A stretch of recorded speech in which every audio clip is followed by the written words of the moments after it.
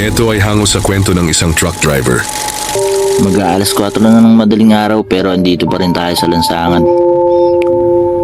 Kung tutusin niya mga par, napakasarap na sana ng tulog natin kasama yung pamilya. Pero wala tayong magagawa mga par, ito yung buhay ng truck driver. Once na pasukin mo, kailangan mo magsakripisyo. Pero nagpapasalamat pa rin tayo mga par, na kahit hindi tayo nakapagtapos ng pag-aaral, nagkaroon tayo ng disenteng trabaho. Nabubuhay natin yung pamilya natin sa ganitong paraan. Ganito nga po ang buhay ng trucking, kailangan magsakripisyo. Malayo sa pamilya, gusto mong umuwi pero hindi mo magawa kasi may kailangan kang tapusin biyahe. Nakakalungkot nga lang mga par na halos dito na natin ginugugol yung panahon natin sa pagdadrive. Pero okay lang yun mga par, ang mahalaga wag lang magutom yung pamilya natin. Pagpasensyahan nyo na nga po kami kung minsan kami ay nakakabala na sa kalsada. Mabagal ang aming takbo. Yun po ay nagdodobli ingat lang kami para maihatid namin ng maayos ang aming pangarga. Dahil sa pagkakamali nga lang po namin, napakaraming madadamay.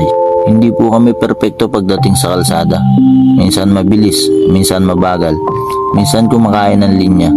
Hindi po kasi ganun kadali ang labanan ng pagod at puyat. Sabi pa nga ng iba, kapag naging driver ka, kalahati daw ng katawan mo nasa hukay na. At oo, naniniwala po sa ganun. Pero tanging dasal na lang ang baon. Maraming salamat sa lahat ng mga magigiting na truck driver sa buong mundo. Kayo din ang isa sa bayani ng mundo dahil sa inyo nakakarating ang mga pangangailangan ng mga tao. At kung may sakuna, isa din kayo sa nagkakarga ng mga gamit medical at iba pa. Kaya't saludo ako sa inyo, naway gabayan kayo palagi ng Panginoong Jesus.